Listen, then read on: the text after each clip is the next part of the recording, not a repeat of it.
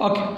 So in the last session we solved the UDL. Now in your home please try this. The span of 10 meters, a UDL carries 5 kilonewton per meter, and the next problem, the length of 5 meters that carries the 20 kilonewton per meter. Please try this in your home. If anything, you just text me. Now to find out theta A and theta B and bending moment, deflection at C point. Okay. Now next problem, calculate the slope and deflection for B and C for the beam as shown in the figure. Taken E is equal to 210 into 10 power 9 Newton per meter square, comma, I is equal to 120 into 10 power 6 mm to the power 4. Now you just see this. This is the real beam. The cantilever beam carries the UDL for the span of 2 meters only. Where? From the C.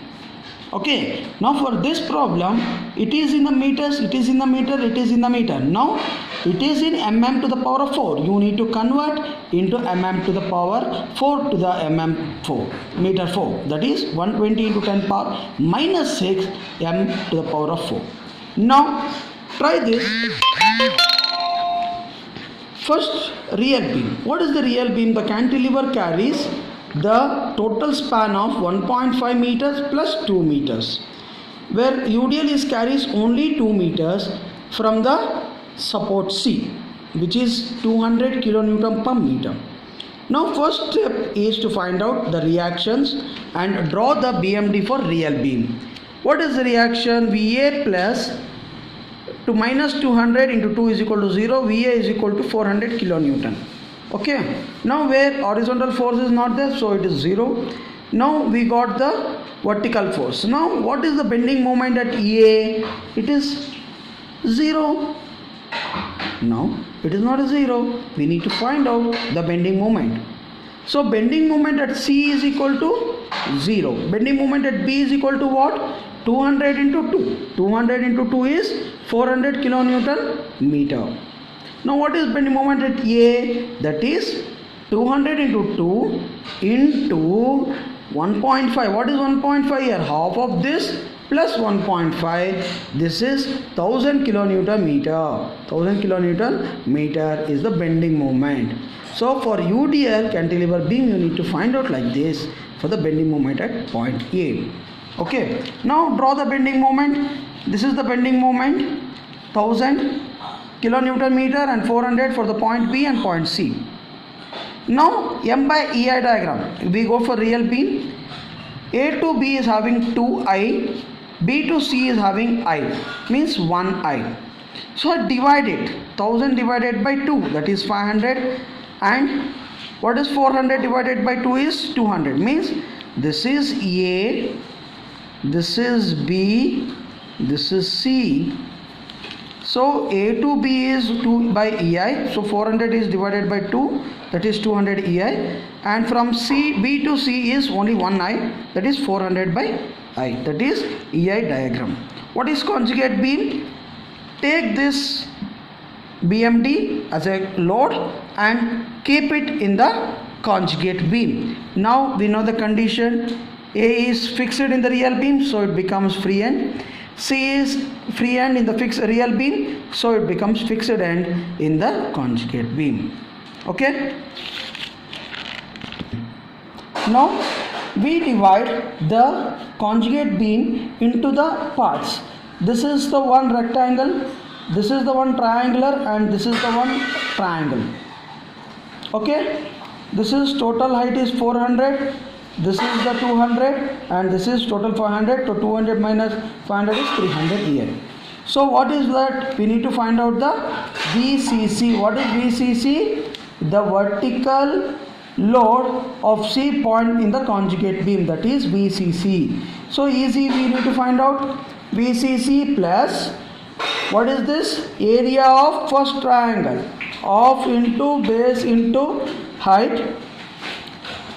This is parabolic section. This is parabolic section because of UDL. Parabola section of area is 1/3 into 2 into 4 by 400 by EI, plus second one is, this is the triangle, half into base into height, and third one is rectangle, length into breadth, that is equal to 0. So we got VC is equal to minus 791.67. You also try in your home.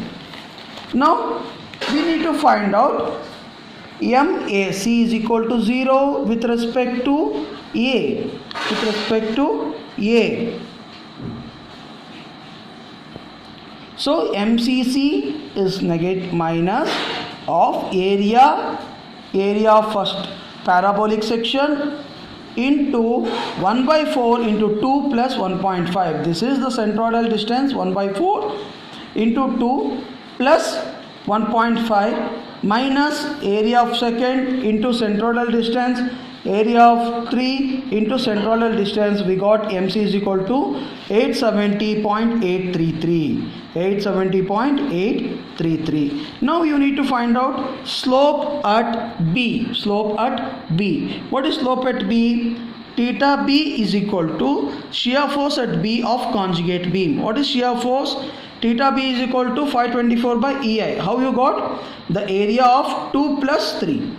Area of second and 3. That is nothing but the triangulation and the rectangular. Triangular and rectangular. You got theta B. What is slope at C?